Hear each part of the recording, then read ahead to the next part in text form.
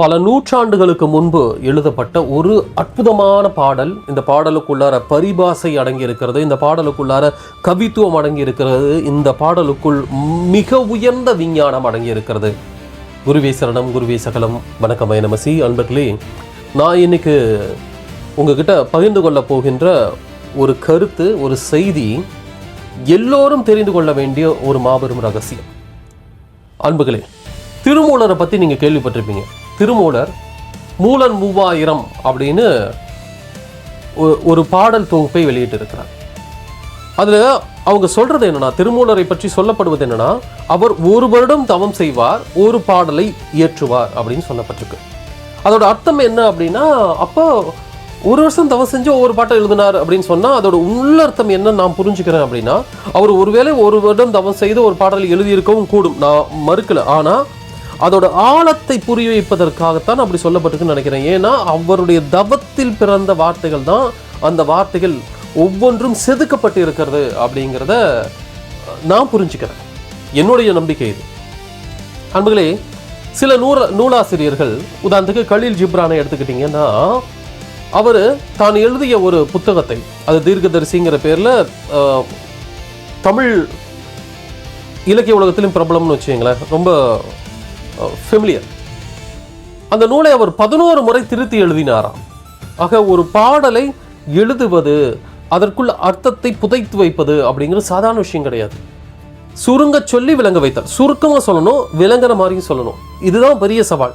எழுத்துக்கு இலக்கணம் பவனந்தி முனிவர் இப்படி தான் வடிக்கிறார். ஆக சங்க காலத்து புலவர்கள் எல்லாருமே இதை செஞ்சாங்க. அதிலும் ஆன்மீக விஞ்ஞானிகளாக கருதப்படக்கூடிய நம்முடைய சித்த பெருமக்கள் இதுல நிபுணத்துவம் வாய்ந்தவங்களா இருந்தாங்க. அவங்க ஒவ்வொரு சொல்லுக்குள்ளாரும் அதிநுட்பமான விஷயங்களை புதைத்து வச்சாங்க. அப்படிப்பட்ட ஒரு பாடலை தான் உங்க கூட நான் பகிர்ந்துக்க போறேன். அந்த பாடல் என்னன்னா, இடக்கை வழக்கையை இடம் மாற்றி துதிக்கையால் உண்பார்க்கு சோரமும் வேண்டா, உறக்கத்தை நீக்கி உணர வல்லார்க்கு இரக்கல் வேண்டா இருக்கலும் ஆமே. இதுக்கு என்ன அர்த்தம் அப்படின்னா, இது திருமூலர் திருமந்திரத்துல 3வது தந்திரத்துல வரக்கூடிய ஒரு பாடல். இது எந்த அத்தியாயத்துக்கு கீழே வருது அப்படிங்கிறத நான் பின்னாடி சொல்றேன். ஆனா இந்த பாடலுடைய பொருளை நான் பிரிச்சு காட்டும் போது நீங்க வியந்து போயிருவீங்க. அன்பர்களே, இடக்கை வழக்கை என்று சொல்லப்படுவது என்னன்னா, இடநாடி வலநாடி, இடகலை பிங்களை இதை குறிப்பிடுகிறது. பொதுவாக நம்ம சுவாசத்தை இந்த இரு மூக்கு துவாரங்களின் மூலமாகத்தான் நம்ம எடுத்துக்கிறோம், சுவாசத்தை எடுத்துக்கிறோம். பிராண ஆற்றலை உள்ள நம்ம அப்படி வசப்படுத்துறோம்னு வச்சுங்களேன், எடுத்துக்கிறோம். ஆனா ஒரு யோகி இடநாடி வலநாடி தாண்டி சுழிமுனை வழியாக பிராண ஆற்றலை செலுத்துவார். அவர் பிராணனை அந்த சுழிமுனையில் செலுத்தக்கூடிய வல்லமை பெற்றவரா இருக்கிறாரு. அந்த சுழிமுனை அப்படிங்கிறத தான் துதிக்கை அப்படின்னு சொல்றாங்க. அதாவது அது நடுநாடி, புரியுங்களா? நடுநாடி, அதை தான் துதிக்கை அப்படின்னு அவ்வளோ அழகா சொல்றாரு. இதுல ஒரு சுவாரஸ்யமான விஷயத்தை பாருங்க. துதிக்கையை கொண்ட தெய்வம் எதுனா விநாயகர், இல்லையா? விநாயகர், அந்த விநாயகர் யோகமூர்த்தியாக கருதப்படுகிறார். ஔவையார் ஒரு பாடலை குறிப்பிடுறாங்க, மூலாதாரத்து மூலக்கணலை காலால் எழுப்பும் கருத்தறிவித்து அப்படின்னு விநாயகர் நோக்கி கோரிக்கை வைக்கிறாங்க. அதாவது மூலக்கணல் குண்டலினியில் இருக்கக்கூடிய அந்த யோக கணலை எழுப்புவதற்கு எனக்கு அதுக்கான வழிமுறையை அறிவி. அதுவும் எப்படிப்பட்ட வழிமுறைனா, காலால் எழுப்பும், காற்றால் எழுப்பக்கூடிய அப்படிங்கிறார். ஆக காற்று அப்படிங்கிறது காற்றை வசப்படுத்துவது அப்படிங்கிறது அர்த்தத்தில் அல்ல, காற்றில் இருக்கக்கூடிய பிராணனை வசப்படுத்துவது அப்படிங்கிற அர்த்தத்தில் தான் அது சொல்லப்படுகிறது. கால் என்றால் காற்று. காற்று எதுக்கு நம்ம சுவாசிக்கிறோம்? பிராணாற்றலுக்காக சுவாசிக்கிறோம். பிராணன் இருப்பதால் தான் அது பிராணவாயு என்று அழைக்கப்படுகிறது. இல்லை, இன்னொரு சுவாரஸ்யமான விஷயத்தையும் பார்ப்போம். பிராணவாயு மாத்திரமல்ல, இந்த உடம்பில் இன்னும் 9 வாயுக்கள் சேர்ந்துதான் இந்த உடம்பையே இயக்கிக்கிட்டு இருக்கு. கூர்மன் அப்படிங்கிற வாயுவோட செயல்பாடு சரியில்லை அப்படின்னா கண் பார்வை சரியில்லாம போயிடும், புரியுங்களா? அபான வாயு சரியில்லை அப்படின்னு சொன்னா நம்மளால காலை கடனை கூட கழிக்க முடியாது, நம்மளால இல்லற வாழ்க்கையை நடத்த முடியாது. அபான வாயு இல்லைன்னா இல்லற வாழ்க்கை கிடையாது. சமான வாயு இல்லைன்னா தட்ப வெப்பம் சமநிலையில் இருக்காது, நோய் நொடிக்குள்ள விழுந்துருவோம். வியான வாயு இல்லைன்னா நம்மளால இயங்கவே முடியாது. இப்படி 10 வகையான வாயுக்கள் சேர்ந்துதான் உடம்பையே இயக்கிக்கிட்டு இருக்குங்க. இல்லை, இந்த தனஞ்சய வாயு அப்படிங்கிறது ரொம்ப ரொம்ப முக்கியத்துவம் வாய்ந்தது. அது சுழிமுனையோடு தொடர்பு கொண்டது.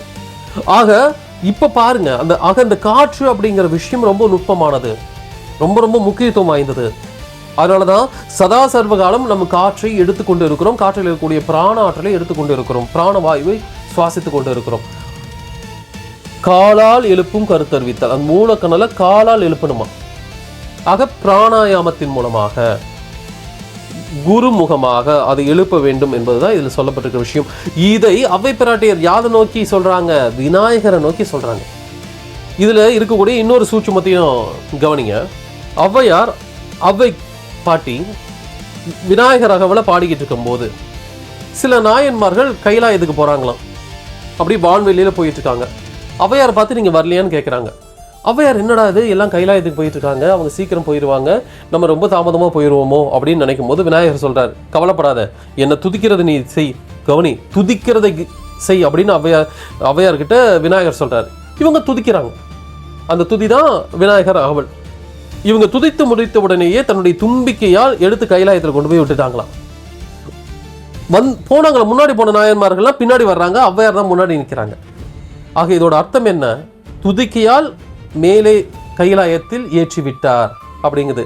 அதோட அர்த்தம் என்னன்னா, புரிஞ்சுங்க, இந்த பாடலை புரிஞ்சுக்கிட்டீங்கன்னா அதோட அர்த்தம் புரிஞ்சுக்கலாம். சுழிமுனை திறந்து விட்டால் ஆன்மீகத்தில் நீங்கள் உச்சகட்ட இலக்கை சீக்கிரமாக அடைஞ்சிருவீங்க. அதுதான் அதில் இருக்கக்கூடிய சூட்சமம்.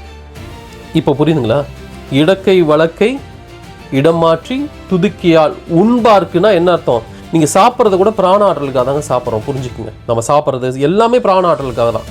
ஆக காற்றின் மூலமாக எடுத்துக்கொள்வது, அந்த பிராண ஆற்றலை எடுத்துக்கொள்வதைத்தான் துதிக்கியால் உண்பார்க்கு அப்படின்னு சொல்லப்படுது.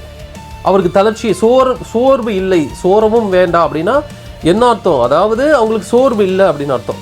அதன் பிறகு சொல்றாரு, உறக்கத்தை நீக்கி உணர வல்லாருக்குன்னா என்ன அர்த்தம்னா, மதிமயக்கம், மனமயக்கம் இல்லாமல் இறைவனை உணரக்கூடியவர்களாக இருந்தால், அதாவது அவங்க பிராண வசப்படுத்தினவங்களாகவும் இருக்கணும், அதே நேரத்தில் அவங்க திருவருளை நினைக்கக்கூடிய சிந்தனை கொண்டவர்களாக இருக்கும் பட்சத்தில் அவர்கள் மரணத்தை வெல்ல முடியும் அப்படிங்கிறார். இச்சா மரணதாரி, அவங்க நினைச்சாதான் இறப்பு.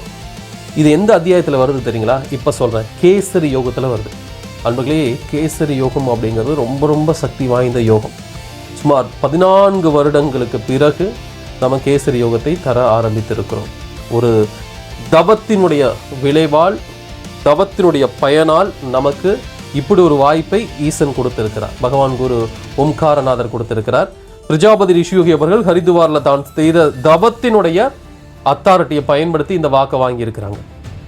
ஆக கேசரி யோகம் என்ன பண்ணும்னா, கேசரி யோகத்தில் தான் இந்த பாடல் வருது. கேசரி யோகம் என்ன பண்ணும்னா, துதிக்கையால் உண்பார் அப்படிங்கிற நிலையை அது ஏற்படுத்தும். அதாவது சுழிமுனையை திறத்தல் அப்படிங்கிற விஷயத்தை ஏற்படுத்தும். சுழிமுனை வழியாக பிராணனை செலுத்துவது அப்படிங்கிற விஷயத்தை ஏற்படுத்தும். அது மட்டும் இல்லை, அதுதான் அமுத தாரணை ஏற்படுத்தும். நம்முடைய கபாலத்துக்குள் ஒரு புள்ளியில் அமுதம் சுரக்கக்கூடிய ஒரு இடம் இருக்கிறது. அது அண்ணாக்கு வழியா வழியுமா, அதை நாக்கால் அடைக்கணுமா. அண்ணாக்கு தன்னை அடைத்தங்கு அமுதுன்னில் விண்ணோர்க்கும் வேந்தனுமா. இது ஔவையார் சொன்னதுதான். அமுத தாரணைங்கிற தலைப்புல ஔவை குரல்ல ஔவையார் சொன்னதுதான். இதுக்கு என்ன அர்த்தம்னா, அண்ணாக்க கொண்டு அடைச்சி அந்த அண்ணாக்கின் வழியா வரக்கூடிய அமுதத்தை அடைத்து உண்ணக்கூடியவர்களுக்கு, அதை உண்ணக்கூடியவர்களுக்கு மரணம் இல்லை, அவர்கள் அமரர்கள், தேவேந்திரன் மாதிரி அப்படின்னு ஔவையார் சொல்றாங்க. எவ்வளவு பெரிய விஷயம் பாருங்க. அப்ப கேசரி யோகம், அதுக்கு கேசரிங்கிற பேரு ஏன் வந்துச்சுன்னா, அது ராஜதன்மை, ராஜயோகத்தில் இருக்கக்கூடிய ராஜதன்மை, கம்பீரம், சிங்கம். ராஜயோகமே பெருசு, அந்த ராஜயோகத்துல கேசரி யோகம் ரொம்ப பெருசு. அதுலதான் திருமூலர் இந்த பாடலை எழுதி இருக்கிறார். அன்பர்களே, நீங்களும் துதிக்கால் உண்ண வேண்டுமா? புரியுதா? சுழிமுனை திறக்க வேண்டுமா? சோர்வின்றி வாழ வேண்டுமா? தளர்ச்சியின்றி வாழ வேண்டுமா? உறக்கத்தை நீக்க வேண்டுமா? அதாவது மதிமயக்கத்தை போக்கணுமா?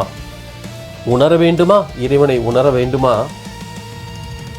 இறத்தல் வேண்டா, இறப்ப தள்ளி வைக்க வேண்டுமா? மூப்பு பிணி இவற்றை தள்ளி வைக்கணுமா? ஆக கேசரி யோகம் இப்போது நம்முடைய யோகத்துல வழங்கப்படுகிறது. இதுல இருக்கக்கூடிய சூட்சுமத்தை தான் இவ்வளோ நீண்ட ஒரு விளக்கத்தோட உங்களுக்கு அடியன் கொடுத்துருக்கேன். பயன்படுத்தி கொள்ளுங்கள். கேசரி யோகம் இப்போது வழங்கப்படுகிறது. மகத்தான இந்த யோகக்கலை கிடைக்கிறதே பெரும் பாக்கியம். பயன்பெற்று நீங்க வாழ்க்கையை சாதிச்சிருங்க. இந்த தேகத்தை வசப்படுத்துங்க. இந்த நாடி நரம்புகளை சுத்தி செய்யுங்கள். உங்களுக்குள் ஒரு அமரன் இருக்கிறான். அந்த அமரனை விழிக்க வையுங்கள். வாழ்க்கையில் சாதியுங்கள். இதுக்கு எந்த கட்டுப்பாடும் கிடையாது. பயிற்சியை ஒரு 25 நிமிஷம் பண்றதுக்கு உங்களால் முடியுங்கிற பட்சத்தில் தாராளமாக எங்களை அலைங்க. கேசரி யோகத்தை கற்றுக்குங்க. வாழ்க்கையில் சாதிங்க. நன்றி, வணக்கம். சந்திக்கலாம். குருவீசன்.